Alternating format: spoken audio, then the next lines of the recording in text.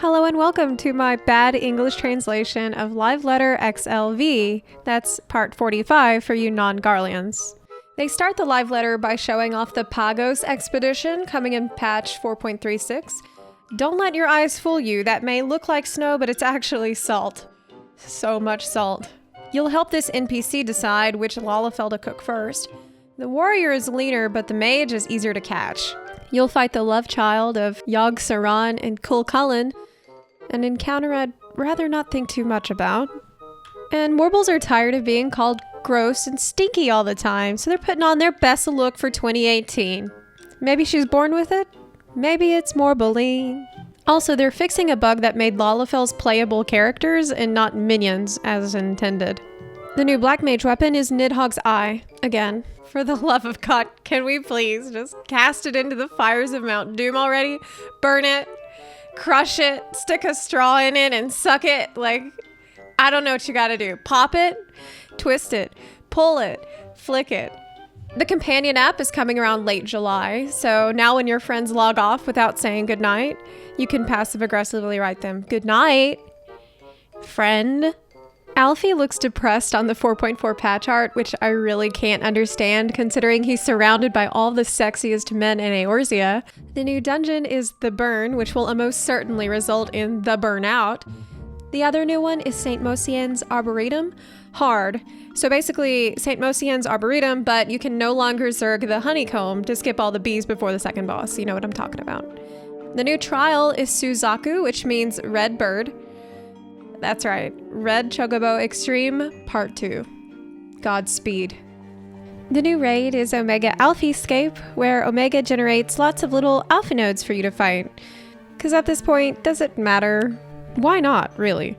The new dungeons are being added into the Lost Canals of Uznair. So for Expert Roulette, you need to go spawn a portal and pick the right doors, it's always left, to get to your dungeon. There are some new housing updates like the mannequin indoor furnishing, which you can dress up like yourself to look like you're at FC meetings.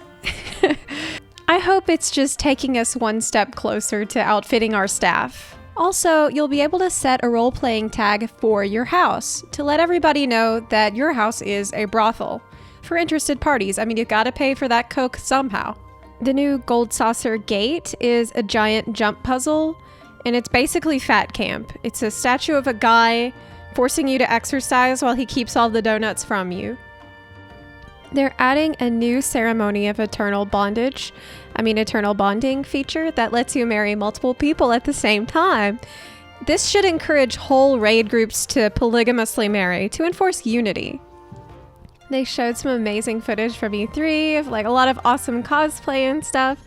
And I feel really stupid for asking, but is that Norman Reedus, or is that just a really, really good cosplayer? I can't tell if that's Norman Reedus or a person cosplaying as him. The Monster Hunter World collab has a cute kitty and an internet dragon in it. Those are the two ingredients for 10 out of 10 IGN as far as I'm concerned. The little cute kitty has a shovel to help you hide bodies. Even better. Incredibly, they showed off the Monster Hunter World armor on not Lalafells. Unbelievable. It looks amazing. And I noticed the dragon has a humanoid ear, which should not be weird, right? I mean, how do you think dragons here? Like Al-Ra with their horns? That would be ridiculous. They announced that the Final Fantasy XIV FanFest tickets are sold out for the US, and all of those sales were super legit and not problematic in any way. Seriously though, Foxflon talked about this part in English, so you don't need my bad English translation for it. You can just watch it on the archive. He did say that in Japan, they use the Willy Wonka method for ticket distribution. Inside every Spriggan parfait from the Eorzea Cafe, you've got a chance to win a FanFest ticket.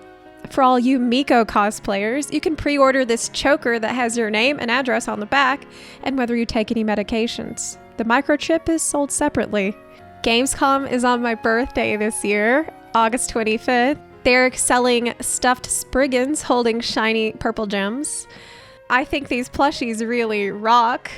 As promised, they said that if Eorzean Encyclopedia 1 was a hit, they would release Encyclopedia 2. They didn't specify whether they would write anything inside it. Checkmate. Well, that's all for this edition of Bad English Translation. If you'd like a real translation, you can always refer to the links in the description box. If you liked this video, please consider supporting me on Patreon or on Twitch. Thanks for watching, and don't forget to like, share, and subscribe. I'll see you next time.